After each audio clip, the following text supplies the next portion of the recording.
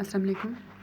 आज का जो हमारा डेंगू से रिलेटेड टॉपिक है वो है कि डेंगू की ब्रीडिंग साइट्स कौन सी हैं, कहाँ पे जो है वो डेंगू वायरस जो है वो पैदा हो सकता है या उसके जो मॉस्किटोज़ हैं वो स्प्रेड हो सकते हैं या वो उनकी ब्रीडिंग कहाँ पे होती है। तो जो एड्स मॉस्किटो होता है वो ब्रीड करता है क्लीन वाटर में, जो साफ़ पानी होता है उसके अंदर वो करता है और अब वो एक्यूमुलेट कर सकता है उसकी नेचुरल जो पानी खड़ा होता है किसी जगह पे या फिर जो कंटेनर्स के अंदर पानी जमा हो जाता है। नेचुरल कंटेनर्स कौन से हो सकते हैं, जिस तरह दरख्तों के अंदर जो है वो सुराख बन जाते हैं। दरख्तों की शेप ही ऐसी होती है कि उनके अंदर जब बारिश वगैरह होती है तो पानी खड़ा हो जाता है। या फिर जो बैम्बू इंटरनोड्स होते हैं, जो बांस होते हैं, लाइक बांस जो सीढ़ी टाइप बांस होते हैं, तो वो बांस जो होता है उसके अंदर उसकी शेप ऐसी होती है कि वो अंदर से खाली होता है, उसके अंदर होल होता है, तो वहाँ पे पानी जमा हो सकता है। जो पौधों वगैरह के जो पत्ते होते हैं वहाँ पे पानी जमा हो सकता है। जो आर्टिफिशियल कंटेनर्स वगैरह होते हैं उनके अंदर हो सकता है, लाइक जो डिस्कार्डेड बॉटल्स वगैरह होती हैं, फूड पैकेजिंग होती है, आइसक्रीम के जो कप्स वगैरह होते हैं या फिर डिशेस होती हैं, तो वहाँ पे पानी इकट्ठा हो सकता है। जैसे हम उनको जो है वो वैसे फेंक देते हैं तो उनके अंदर पानी इकट्ठा होकर वहाँ पे जो है वो एड्स मॉस्किटो ब्रीड कर सकता है। इसके अलावा जो डैमेज अप्लाइंसेस होते हैं, जो डिस्कार्डेड टायर्स वगैरह होते हैं, जो गाड़ियाँ होती हैं, जो बोर्ड्स होती हैं, बकेट्स वगैरह होती हैं, रूम कूलर्स होते हैं, बच्चों के खिलौने होते हैं, पेंटिंग ट्रेस होती हैं, या फिर जो फेंस वगैरह जो जंगला होता है उसके अंदर जो सुराख बन जाते हैं वहाँ पे छत पे पानी खड़ा हो सकता है, फर्श पे पानी खड़ा हो सकता है। जो वाटर स्टोरेज टैंक्स होते हैं, जो जार्स वगैरह होते हैं, जो पैन्स होते हैं, बकेट्स वगैरह होती हैं, तो वो फेवरेबल ब्रीडिंग साइट्स हैं, ब्रीडिंग प्लेसेस हैं for Aedes mosquito. In short we should reduce every possibility of collection of water. तो इसका जो सोल्यूशन है वो क्या है कि हम ऐसे जो है वो हर जगह पे पानी फालतू पानी खड़ा होने ना दें।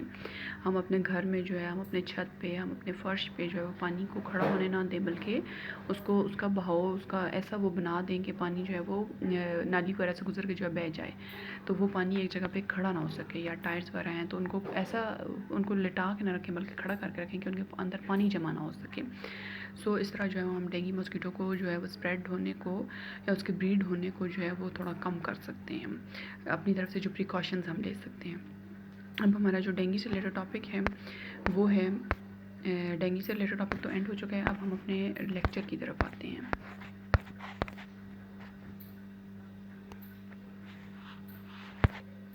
लेक्चर है हमारा आज का, जो प्रीवियसली हमने डिस्कस किया था वो हमने डेटा ट्रांसमिशन मोड्स डिस्कस किए थे, simplex mode, full duplex mode, half duplex mode. अब जो टॉपिक है वो है एनालॉग और डिजिटल सिग्नल्स।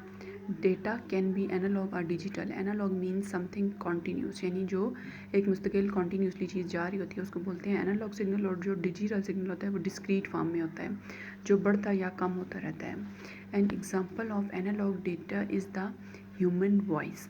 जिस तरह इंसान बात करता है तो वो बात जो कर रहा होता है वो वेव्स की फॉर्म में एक जगह से दूसरी जगह ट्रांसफ़र हो रही होती है। When somebody speaks, a continuous wave is created in air.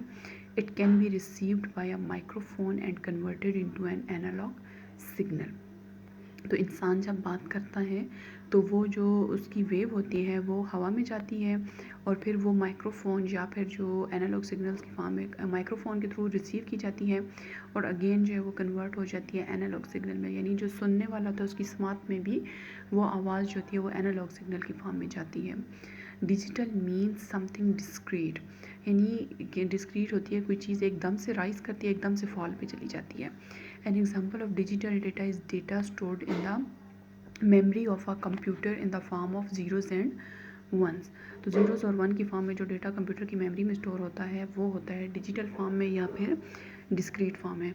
It is usually converted to a digital signal when it is transferred from one position to another inside और आउटसाइड द कंप्यूटर। तो computer system के अंदर जब data जो होता है वो एक जगह से दूसरी जगह ट्रांसफ़र किया जा रहा होता है तो वो डिजिटल सिग्नल की फॉर्म में जा रहा होता है। Forms of data transmission, there are two forms of data transmission, these are digital and analog.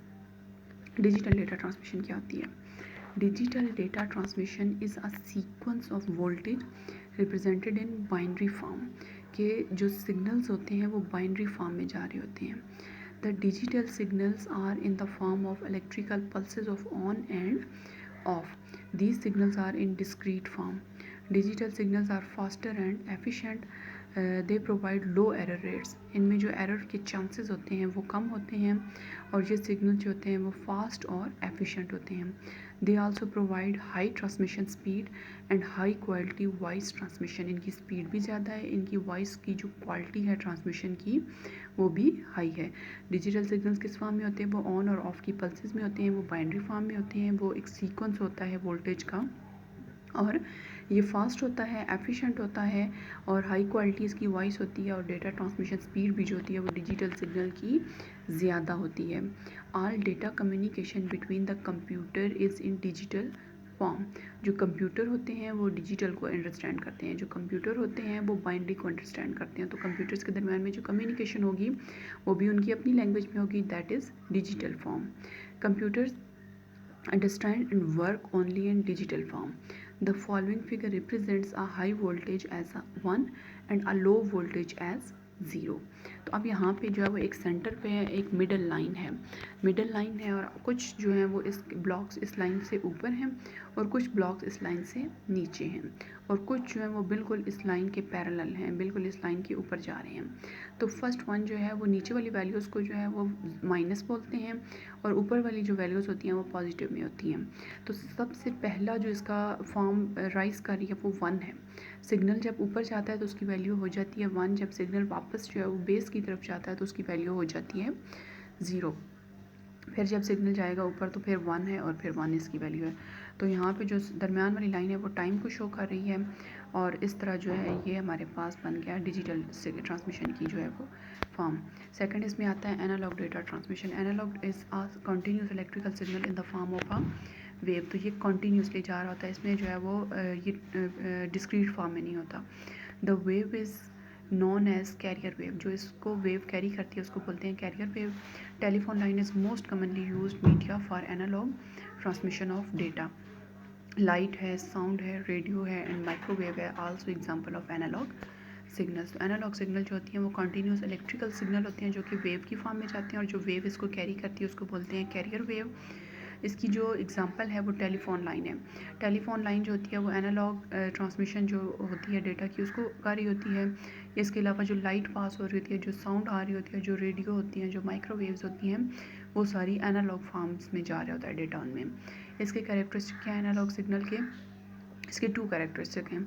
First one is frequency and the second one is amplitude. Frequency क्या होती है? The number of times a wave repeats during a specific time interval is known as frequency. तो इसके नीचे जो diagram नज़र आ रही है उसमें भी एक सेंटर लाइन है, कुछ पॉइंट जो है सेंटर लाइन से ऊपर हैं और कुछ पॉइंट जो है सेंटर लाइन से नीचे। अब ये कंटिन्यूस हर दफ़ा जो है वो सेम पैटर्न बन रहा है। जो डिजिटल सिग्नल थे उनमें पैटर्न जो है वो रिपीट नहीं होता बल्कि पैटर्न चेंज भी हो सकता है, लेकिन जो एनालॉग सिग्नल होते हैं उसमें जो पैटर्न होता है वो हर दफ़ा सेम होता है। तो अब फ्रिक्वेंसी क्या होती है कि नंबर ऑफ़ टाइम्स जो वेव अपना पैटर्न रिपीट करती है। लाइक अगर आप उसको 1 सेकंड का टाइम देते हो तो एक सेकंड में कितनी दफ़ा वेव अपना पैटर्न जो है वो सेम पैटर्न बनाती है, दैट इज़ फ्रिक्वेंसी। और एम्पलीट्यूड क्या होता है कि जो सेंटर लाइन है उससे वेव जो है वो कितना मैक्सिमम पीक पॉइंट कितना है उसका राइज करने का, तो वो होता है उसका amplitude. The height of wave within a given period of time is known as amplitude. तो हाइट जो होती है वेव की दैट इज़ एम्पलीट्यूड और number of time wave repeats इस pattern that is known as frequency. So हमारा जो पहला टॉपिक है कवर हो जाता है यहाँ पे। अब है forms of signal. Second topic है फॉर्म्स ऑफ सिग्नल। तो both analog and digital signal can be in periodic and aperiodic form. अब जो एनालॉग सिग्नल है या फिर जो डिजिटल सिग्नल उनकी कुछ फॉर्म होती है वो पीरियोडिक भी हो सकती है, वो अपीरियोडिक भी हो सकती है। पीरियोडिक फॉर्म क्या होती है कि a signal is a periodic signal if it completes a pattern with in a measurable time frame.